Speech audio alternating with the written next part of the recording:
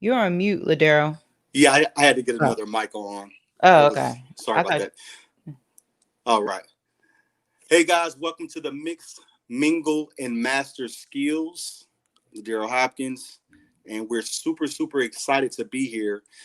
We have some really special guests and really special things going on today, and I'm just really excited that we're using a new platform to do this.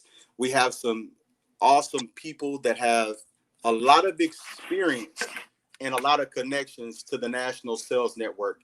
I'm your host, Ladero Hopkins, the National Sales Network president for the Houston chapter, and I definitely think that you're in for a treat. Okay. So, the first thing we're going to do is we're going to introduce Desiree Booker. Awesome. Well, thank you so much. I'm super excited to be here. My name is Desiree Booker. I'm the founder and CEO of the ColorVizion Lab, where we focus on empowering people of color to be successful in the workplace through career coaching. We also partner with forward thinking organizations to help them develop strategies to effectively attract, recruit, and retain diverse talent. To date, we have helped over 200 professionals of color to hit the next level in their careers with over 1.2 million in salary increases. So we're super proud about that. And our work has been seen on top publications like Forbes, Career Contessa, Zenefits, and a couple of other HR blogs. For me personally, I'm a Spelman College graduate, originally from West Philadelphia, currently residing in Atlanta. Awesome. And Jaren, can you please introduce yourself to everyone on the call? The people that don't already know you. Absolutely. Well, hello to everyone who I do know. I missed you. I love you. If I don't know you already, it is a pleasure to meet you virtually. My name is Jaren Kenny. I am an enterprise relationship manager with LinkedIn. I specifically work for the sales solutions line of business. And what I do is really serve as a strategic partner to enterprise organizations with generally 10,000 or more employees. And ultimately, my objective is to help them to modernize how they're selling, to leverage social media, specifically LinkedIn, for selling. So changing their go-to-market strategy to make it more modern for today's environment. That was pre-COVID, and now obviously with COVID, it's gangbusters right now. I've been in sales for 20 plus years, and I've worked in a number of different industries. I've been a business owner, direct sales, pink Cadillac. For y'all in Texas, y'all know about that. Industrial sales and now tech sales. And I've performed well in the top 1% in 3 of those industries. And it's been good. There's some tips to it. And hopefully we can get into some of that today. Yeah, most definitely. Well, I just wanted to show you guys the agenda so you guys can see what was in store. We're going to do the welcome. Clearly, we did that. We did their introductions. And we're going to ask them some questions because we definitely want to know a lot about them. But remember, if you have any questions that you want to ask these awesome panelists, please put them in your comments, whether you're listening from our YouTube account or Facebook. Please put your comments down. Our team is in the backstage looking at your comments and tapping in. We want to make sure you get all your questions answered. Okay. So the first question we have is, what is your story around why you chose this career path? I'll take it. Unless you want to. Are you chomping at the bit, Desiree? Oh, no, I'm good. You can go ahead. I'll go after you. For me,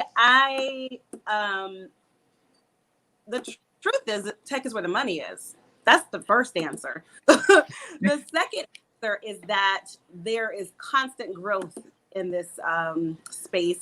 It's constantly evolving. And I realized kind of early on, like once you master something, it changes. So it makes sense to be in an environment or an industry that's ever changing and take advantage of the fact that you can't change it. So you might as well get with it.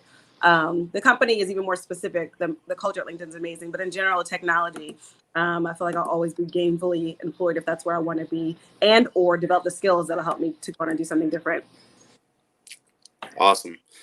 I'm going to bring you back on, Desiree, so you can answer the same question. Yeah, for sure. So I realized I didn't tell you much about my corporate background before when I gave my intro. So I guess I'll give you a little bit about that.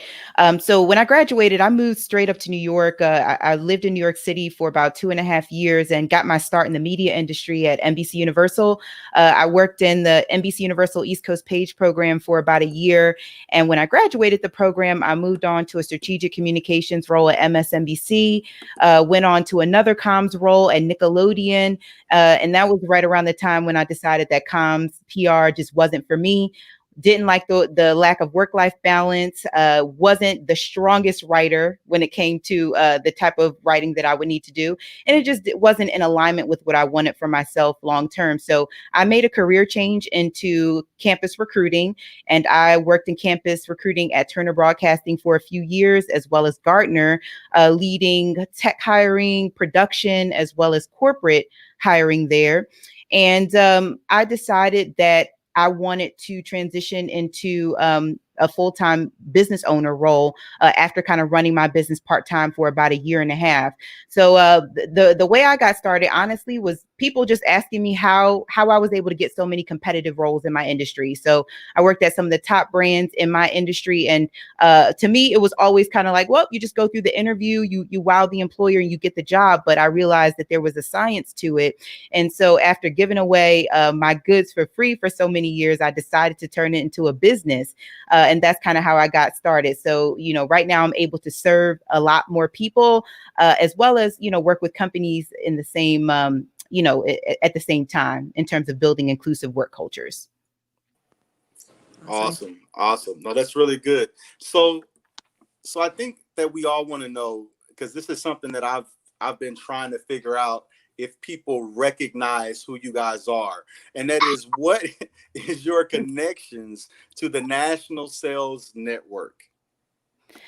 Well, I'm not like a popular face amongst the crowd, but I did used to recruit at the NSN conference. So I hired quite a few talent from that conference, particularly last year in Atlanta. So that's my connection to it. But I'm glad to kind of have this full circle moment.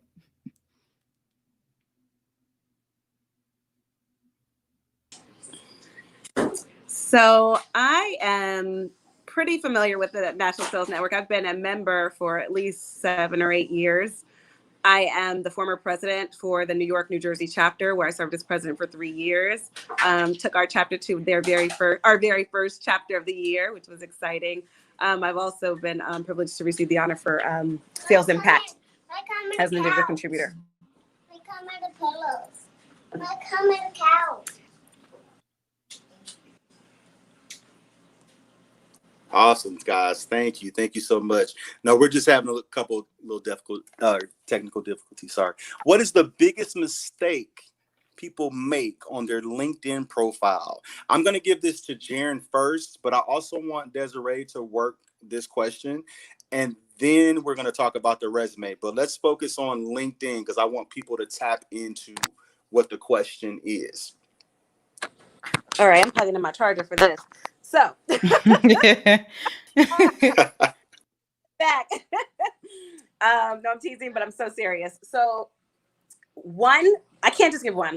I'll just try to be quick. One is that people think that LinkedIn is your resume, your digital resume. It is not. LinkedIn is your opportunity to tell your own story in your own words, which means using paragraphs is perfectly fine, and speaking to your impact in the role and or how you got there, et cetera, all of that's appropriate.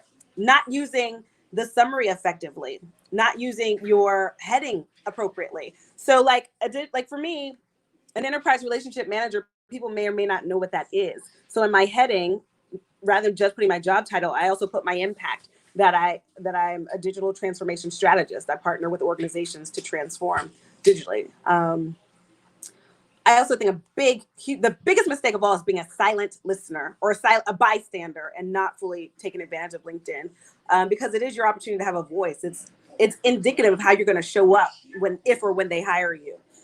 It's indicative of how you're going to show up in a board meeting, et cetera. So not having a voice, and or just being a cheerleader where you're shouting people out on anniversaries, or just being a Black Lives Matter champion. All that's fine. and appropriate, because those are things that are impacting all of us. But just know that how you show up on LinkedIn is demonstrating to recruiters and people in hiring capacities how you're going to show up, what value you're going to bring to their organization.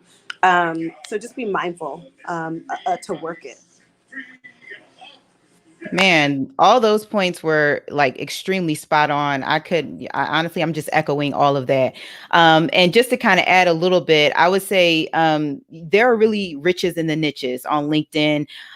Having a voice on LinkedIn, I think is so powerful because LinkedIn gives room for the small fish to really have a voice and speak their truth and inform and educate and inspire and do all these amazing things by generating original content. And I think there's a lot of misconceptions around, you have to be a business owner or entrepreneur or a thought leader or a speaker in order to put out content on LinkedIn. But that is the furthest thing from the truth. I have built my entire corporate career and my business on LinkedIn through organic content marketing. And the first step of the process really is drilling down on who your core audience is. Who are you speaking to? What message do they need to hear from you? What qualifications do they need to know that you have or skills? And you're curating content on your profile that speaks to their needs, and you're not writing what you want to write, but what they want to hear. And, to your point, it's not in a resume kind of jargon, very stuffy. It's very conversational. It's supposed to build rapport. It's supposed to give a little bit of sneak peek into what they'll get, by reading the resume and having an interview with you. So I would highly, highly encourage people, if you are not on LinkedIn, have a well optimized profile. At the very least, do those things. If you do have those things, definitely start venturing into content marketing, posting original content. I promise you, it'll change your life. Wow. Can I tag team on what Desiree just shared? Yes, please do. So look, curating your own content could be intimidating. She's 1,000% right that when you do start curating your own content, you're going to change the game, or the game's going to change for you. But in the meantime, it's totally okay to share content that you find and that you find value in. The key is to not just be an automatic forwarder, or to forward things that everybody else already received or share things that everybody already received in their newsfeed. But if you find something that's of value, whether it's trend or future focus or just, relevant, absolutely feel free to share that. But what you do is you paraphrase it in your own words or pull a quote from the body of the content, letting people know why you think it's relevant, and then tag people, use hashtags and actually tag other people, because the more engagement you get, the higher your visibility will be. Wow. Does that make sense? So can we sit there? I just want to be very clear about what these young ladies just said.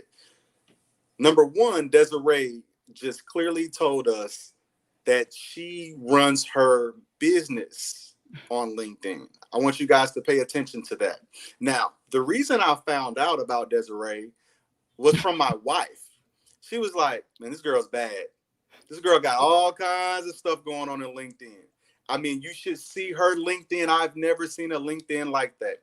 And the irony, and Desiree knows this, I was like, I want somebody really, really good to talk about resumes and branding and all that.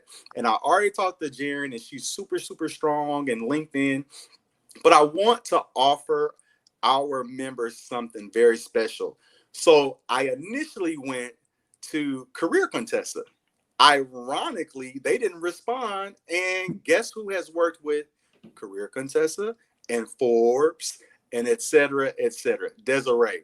So guys, I want you to tap in, ask your questions. These are strong, experienced young women that have a lot of knowledge to give to you guys.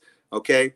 And then as far as what you were saying, could you repeat the last part of what you said, Jaren? Because I think it's important for people to understand how to use their LinkedIn to their advantage.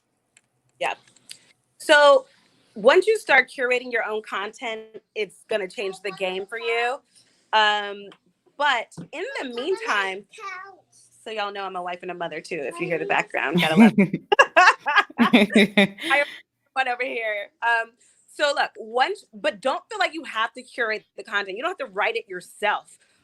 It's totally okay to share existing content. But the key is don't share stuff that everybody already saw, like Harvard Business Review and, everything that pops up anyway. Don't do that. And don't blindly or silently just reshare, because what it does is it mutes you.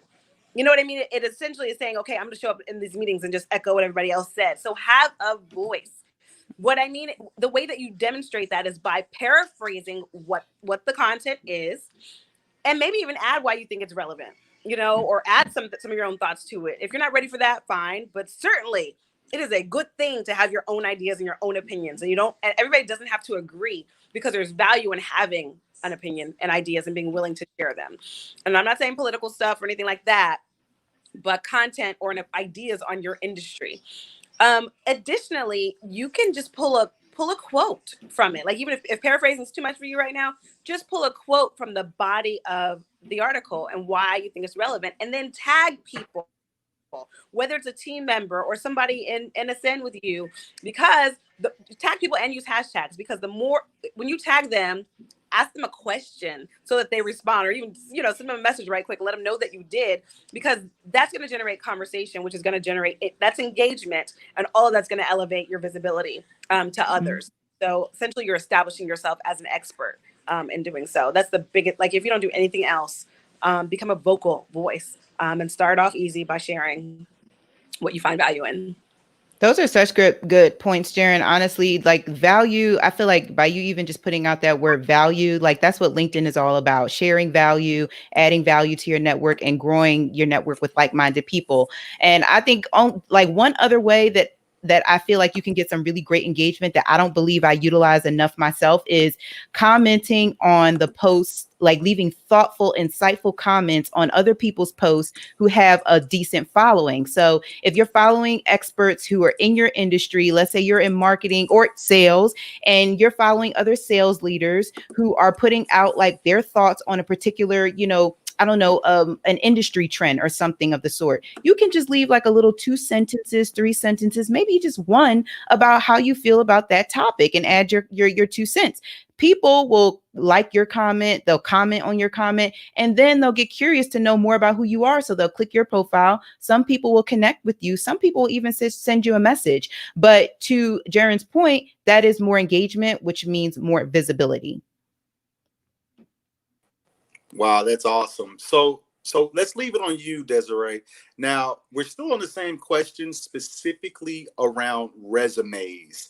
And I want people to tap in this. I know we're going to discuss some of the offerings that you have a little bit later, but I want people to really tap into this.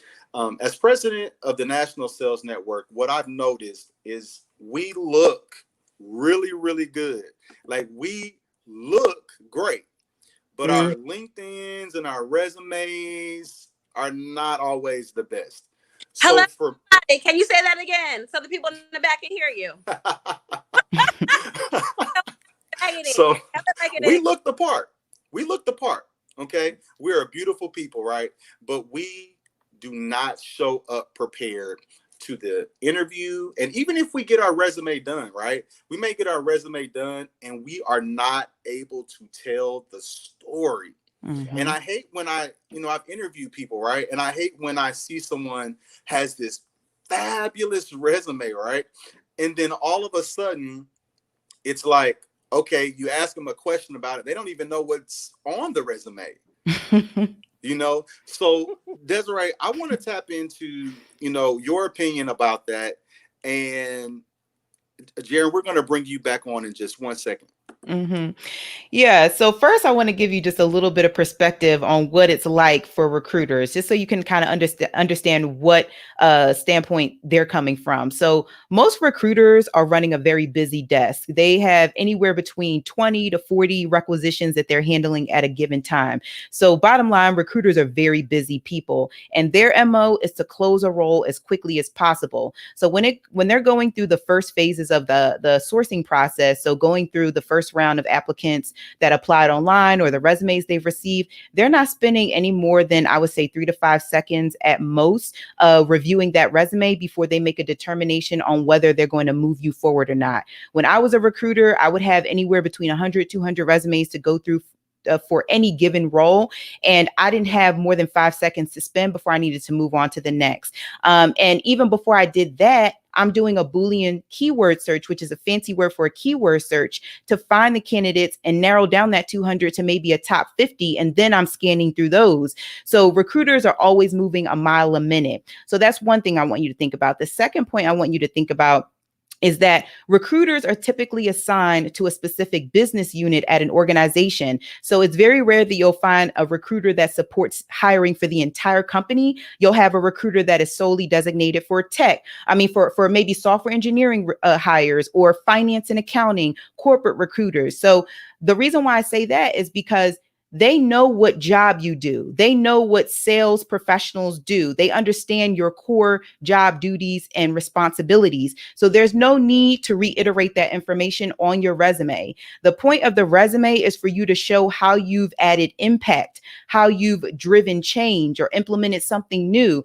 How did you own that role? So, the biggest mistake that I see people make with resumes is just simply listing out their duties and responsibilities that they held in a role, which is very boring. No one wants to read that. We want to see numbers. We want to see dollar signs. We want to really see how you move the needle, and keep it clear, concise, and straight to the point. It's very rare that you'll need to go on to a 2-page resume unless you have like 10 plus years of experience. But I would say that's the biggest mistake. So understand kind of where the recruiter is coming from. You have a very short period of time to capture their attention. So that means that the resume needs to be eye-catching and be straight to the point and show how you add value.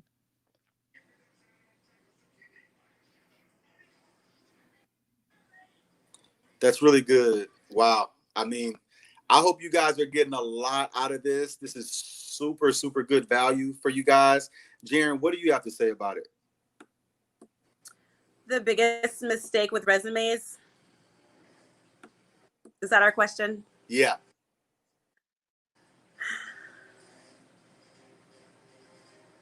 I don't know that I would add anything different from what Desiree shared. I would just say showing up lazy, Ladero, from our initial conversation, that's a pet peeve of mine.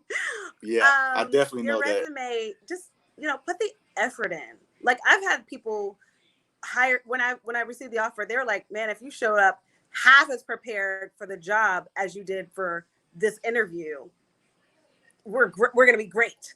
Like, put in the work, like, just, I really believe it's simpler than we make it, but we just need to invest in, like, doing it right. And maybe I'll add to it, like, what? I don't need to add anything. Like, you hit all of it, Desiree. And I would just say, put in the effort, though, so you're showing up strong. And then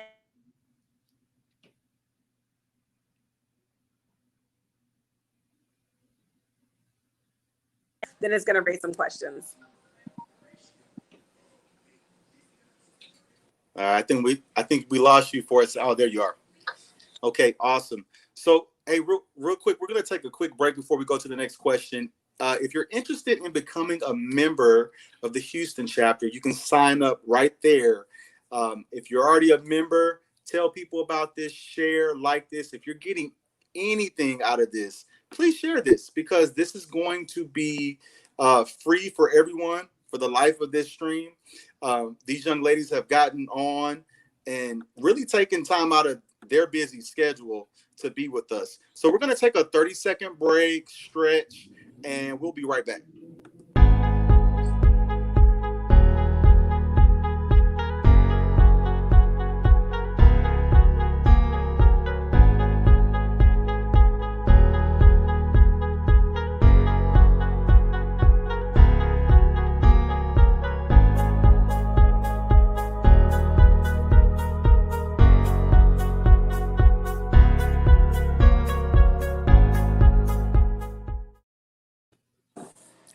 All right, we're back. Hey, the next question that we have, that I think both of you kind of have covered, but I think from the perspective of a recruiter, that was good, Desiree. What are companies really looking for once they click on your LinkedIn?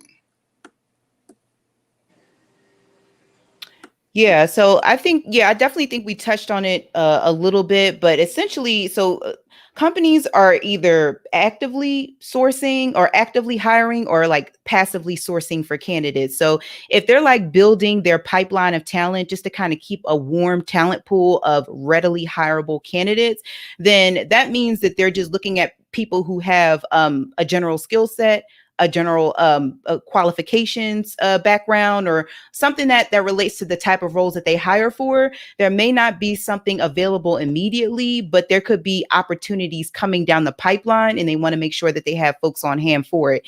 If they're actively hiring for the role, then they have a job description on hand, right? So you have to learn how to analyze job postings and really identify what the employer's pain points are. Jobs exist because problems exist. You should be a constant student of your industry and understand what direction, it's going in, and understand where your skills fit in. Do you need to upskill? Are you good where you are?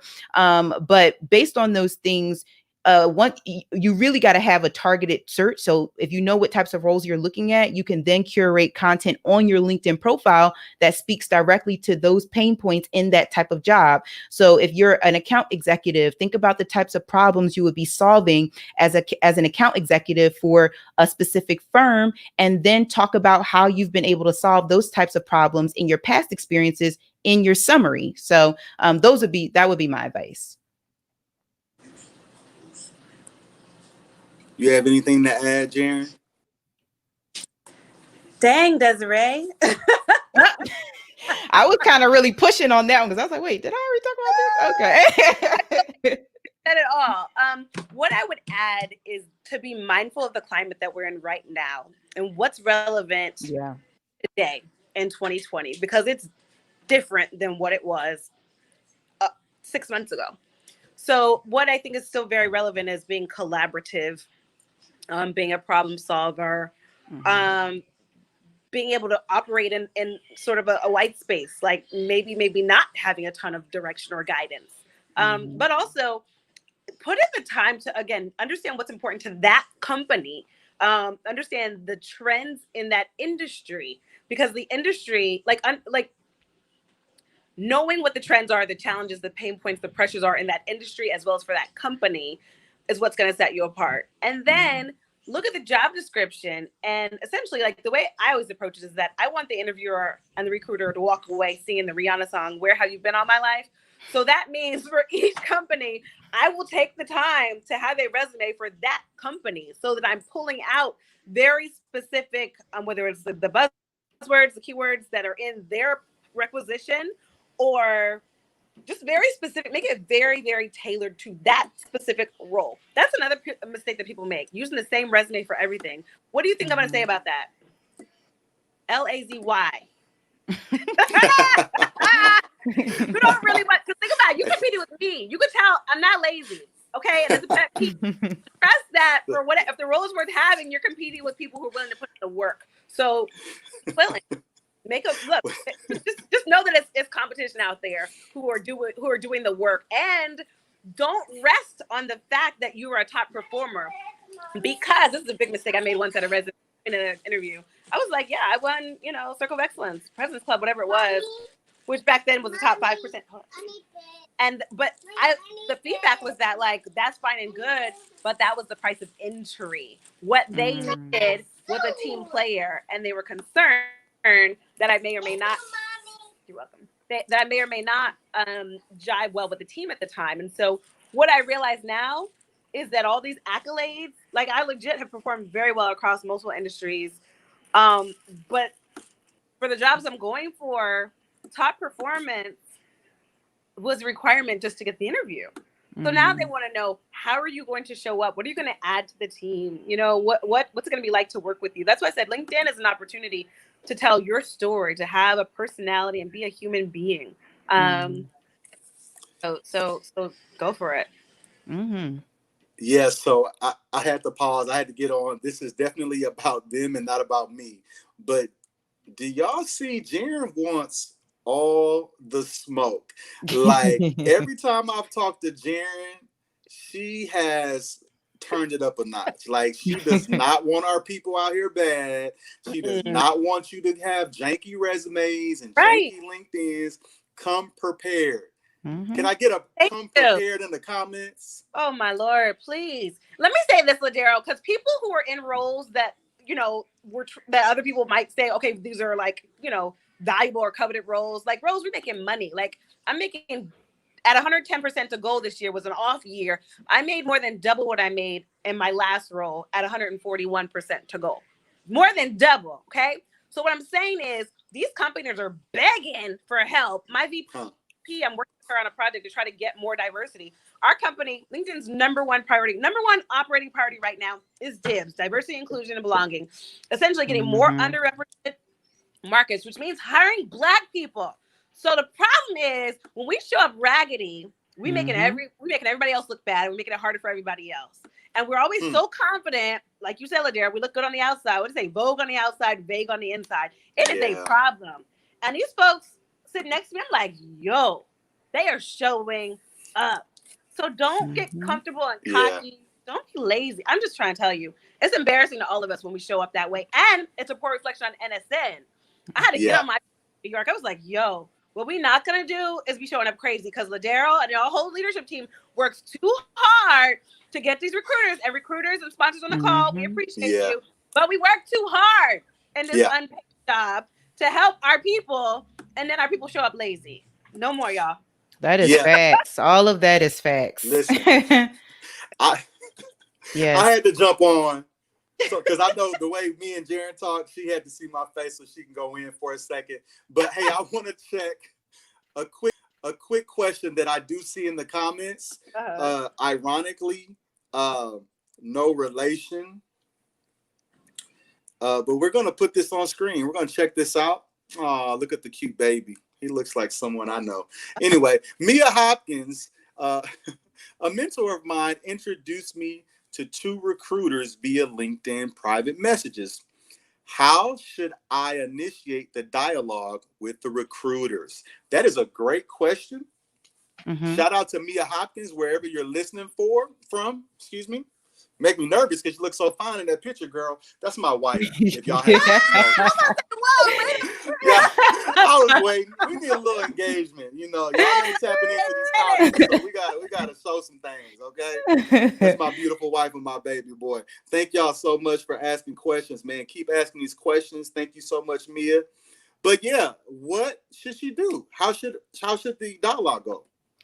Well, the good thing, Mia, is that a lot of the heavy lifting has been done for you because you've been introduced. So the fact that you're getting referred by somebody really does lighten the blow of having to go in cold and say, hey, like, can I have an informational interview with you or something of that sort? So you can literally just swoop in and say, you know, I was referred to you by this person about this opportunity. Would it be possible to get 15 minutes of your time to share more about my background? I would also check to see if there are any open roles with the company specifically that, you know, you can reference in your message. If you want to be a little bit more proactive, which you should be, maybe take it one step forward and apply before you reach out. If this were a different situation, and you didn't have that introduction, which is a pain point for a lot of job seekers. How do I reach out if I don't have any contacts? I would actually not encourage you to go after recruiters. You should be going after who your future hiring managers, your future colleagues would be. Those are the people that you really want to make connections with. So the people who work in the business. And this is going back to having a job search strategy. So you should actually have a list of targeted companies that you are building your entire job search strategy around. So if you want to go work at Twitter and you want to be an account executive at Twitter, then you need to be finding out, well, who are the account execs who work at Twitter in San Francisco or in New York City? Who are their managers? And those are the people you want to start bridging connections with. Because actually the recruiter is the gatekeeper, but the hiring manager is the decision maker. Right. Listen. So I had to get on here with y'all because y'all got to see this cool edge up. But also the reason I got on here with y'all is because I get so frustrated at our people for not recognizing who the decision maker is. I'll give you an example. For all my pharmaceutical sales folks listening, and if you're not listening live, you'll look at the replay.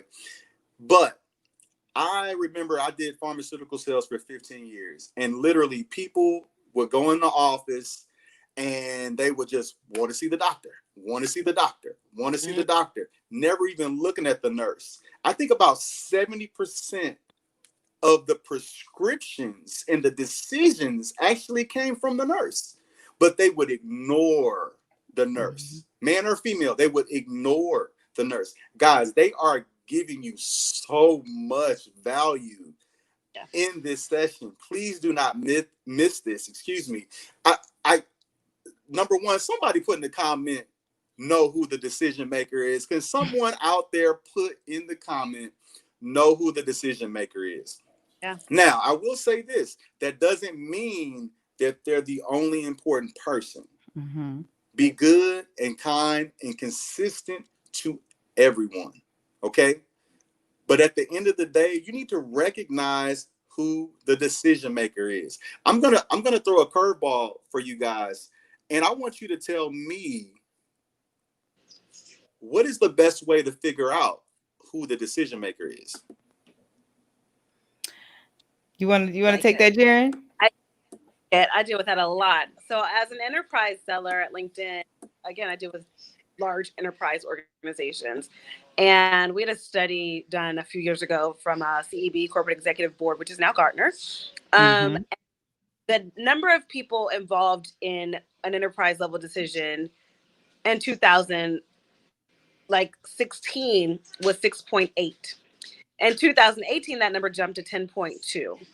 And the new environment that we're in, you can imagine that number's even larger, because people don't always want to own a decision, because if it's wrong, especially because you have a lot of young people now in leadership roles, a lot of millennials now who are like super type A and excited and they're moving fast, but they're scared to death to show up bad. You know what I mean? So there's a lot of people involved. And so it depends on the industry that you're in. You can very well ask about budget holders and, okay, who else needs to be involved in this conversation? Who should we include? I'm already working with so-and-so and so-and-so, or I've not worked with your company yet. What's the process? What's the pathway to PO? Depending on who you're working with, you can ask those questions. But be clear, it's almost never one person, no matter what kind of sales you're in. And you want to be mindful that they could be your customer with a different, you got to know what their end goal is. What's their role? What's the game? What's the win with them? Because they might be a mobilizer. But I think just asking the questions and knowing where the money is, that's going to be critical. And you just got to find out, you got to ask, and you got to get to all of the key, I think, is going to be to get to all the decision makers. And more we're finding that CFOs are being involved with even smaller decisions than what we've seen historically. Nancy says, be good to everyone, even housekeeping, and be consistent. Love that, man. Y'all got to tap into this. Hey, we're about to close, but before we do that, we want our people to connect with you. So, Jaren, if you want to go first, and then I'm going to let Desiree go next, and then we're going to do a close, and we're going to give you guys a little information on the trap bingo session. Okay? Cool. So, absolutely, LinkedIn is the best place to connect with me, not because I work there. That's probably part of why I'm there, because they recruited me. But I would say just reach me there. My name is, spelling's on the flyer, but JHERYNKENNEY.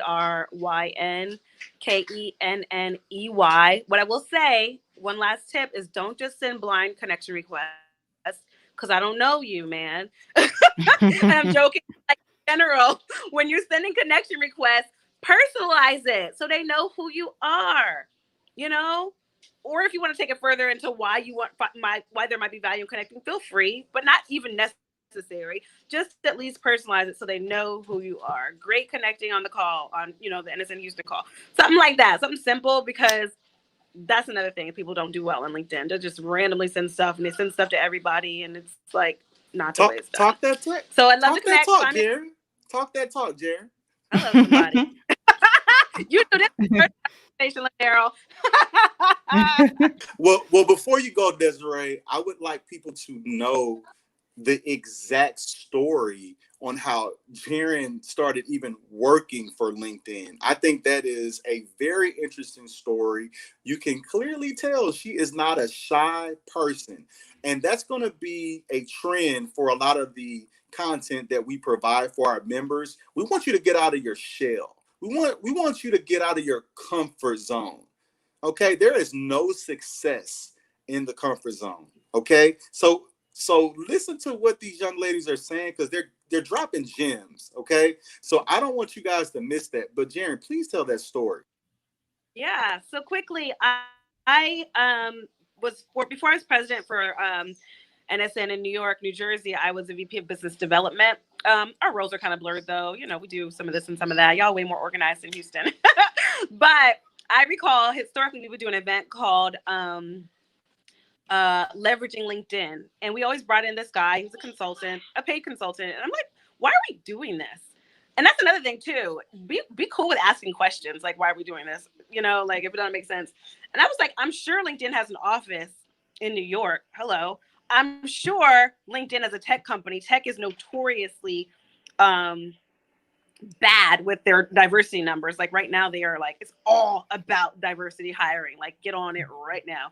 But anyway, I'm like, they need us more than we need them. Like they need to be here. It behooves them to be here. So I was like, all right, there's got to be somebody. So obviously you hopped on LinkedIn and started looking around, found somebody. He happened to be the leader of the Black Employee Resource Group, and he came to do a talk for us. Then I was like, for real, that's great, but y'all should be a sponsor. Like, what are we doing here? You know what I mean? Like, you got to know your value and what you bring to an organization. They need us as in top talent from underrepresented groups.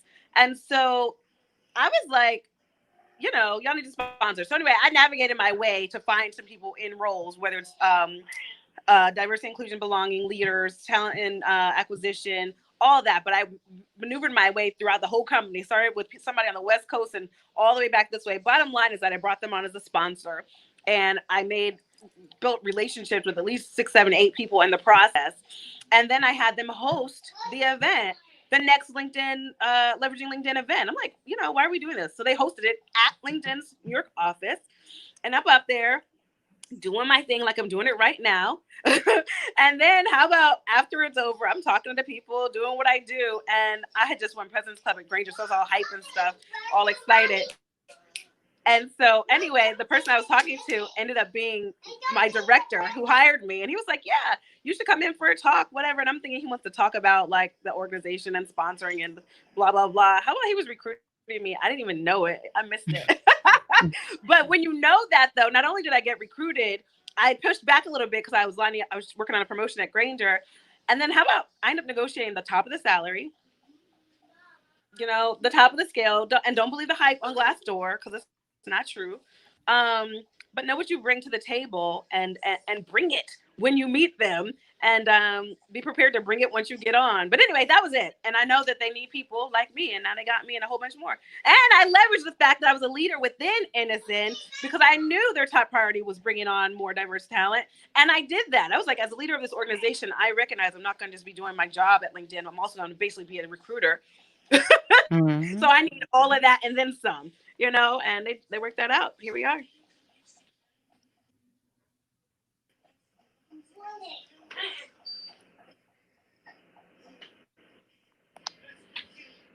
I know it's probably a little delay, but that was amazing. I was trying to give Ladero some time to jump back in, but honestly, like that is how you're supposed to be getting hired, right? You shouldn't have to be going through the process of haggling online, submitting 10,000 applications, worrying about where your next opportunity is coming from. Like that is some organic networking, like working your pipelines, working your plugs, and it ended up working out for you perfectly. So like I hope y'all are taking notes because that is literally how people are getting hired right now. If people see potential in you, they're going to want to scoop you up, especially if you are coming from an underrepresented group. So that's amazing. Thank you, Desiree. And would you second company, because the company before that at Granger, I went there to take a pay cut to go to Granger. Don't be scared to take a pay cut, y'all. If you are temporarily to fill a gap, or develop, something that might be missing. But I was recruited by my VP from an NSN event. I sat in the front row. I asked a question that was going to move the conversation forward. I added value. He not only pulled out his phone and gave me the recruiter's cell phone number, he also gave me the hiring manager's cell phone number.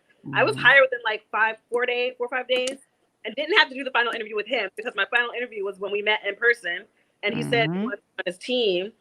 Don't just go. Like, we had a good time. Trust, we had a good time at our events, but don't just go to show up and be cute. You can do that too. But business is happening. These recruiters are spending money because they're looking to hire you. Make it easy. No, that's a great point. So before we get back to you, Desiree, Nancy had a question. How do you negotiate for a salary? How do you negotiate for a salary? There's a lot to that. I don't think we can even really cover the full process. So I'll give you like my top tip for salary negotiation. And that is having a well thought out, well researched case. Like you're making a case for more money. So you want to make sure that you are collecting information like salary data, knowing your market value. I would be leveraging obviously like the websites like payscalesalary.com, but I will also be asking like other people who are in a similar role, other people in your network. Make sure you ask white men what they make. White men who hold your same title, you ask them what they're earning, because they are the highest paid demographic in the workforce right now. If they're not comfortable, most people are not comfortable giving away their salary. So you can ease the blow by just saying, would you mind giving me a ballpark range? Or you could even say like, this is the number that I came up with from my research. Am I in the right area, or do I need to go higher? Ask them to guide you, because if you just kind of go into it blindly, you cannot expect for the recruiter to advocate for you. You have to advocate for yourself. And the first step is research. Wow. I'm blown away. Okay. So you didn't give your contact info yet, Desiree, but before we get into that, you guys already know how to reach Jaren. Don't just blind message her. You already see the energy that she brings. You will get a red message and nothing else. She will not. No, I'm just playing. You won't even get a red message. No, listen, we need to touch on a few things, because I don't want anyone to miss some of the things that Jaren and Desiree just said about who you ask about salaries, who's making the most salaries. Let's keep it real. Let's not be uncomfortable here. We're keeping it real. This is family. And a few things that I was taking my notes on were literally things like the decision maker, but not always the decision maker, but knowing when you are being interviewed. Pop quiz, people. Every time you leave your house, every time you get on the phone, it is an opportunity for someone to understand you, for someone to engage with you, and for someone to grow with you. So anytime you could be getting interviewed. I don't know if anybody caught that earlier. When you look at the replay, listen to what Jaren said. Literally, the guy was courting her. He was asking questions. And I know because of the quarantine, we have not been doing a lot of live events. So it's harder to connect with a lot of people. But when we start doing live events, pay attention. And what did we say earlier? Come prepared. Be prepared. You never know who you're talking to. You never know who is going to be there to change your life. So LinkedIn, yeah, that's important. Your resume, yes, that's important. Probably a little bit more important than my edge up, okay? I can have the best edge up in the world, and if my resume and my LinkedIn is not together, no one's going to hire me. Oh, see, we're at the end, and now y'all want to pop up with the comments. You see how we do, Thank you, Nancy. Oh, she says, thank you. You're awesome. welcome. Thank you so much, Nancy. This is what Nancy's saying. Thank you. Man, guys, we appreciate you guys for hanging out with us. Desiree and Jaren, I can't thank you guys enough for all the information that you guys have given. Again, I promise you guys, we were going to try to keep it less than an hour. Okay, Desiree, now is your time to tell people where to reach you and a little thing that you're doing that people need to tap into. Awesome. Yeah. Thank you so much for having me. This was amazing.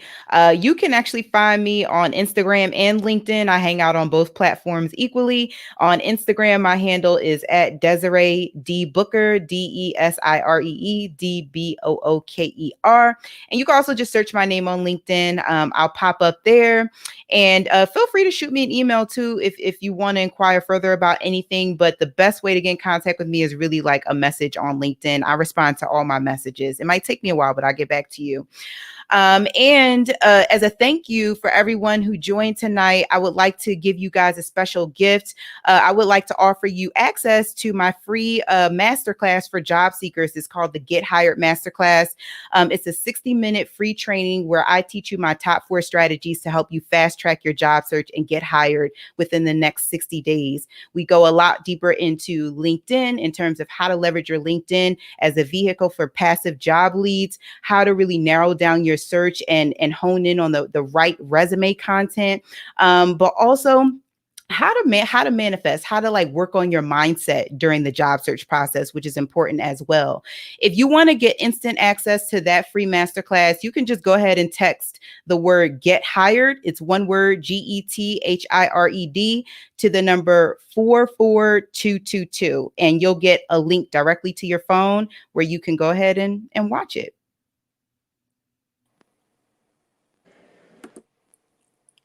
Now that's a close. Okay. Hey, y'all tap in. Please tap in.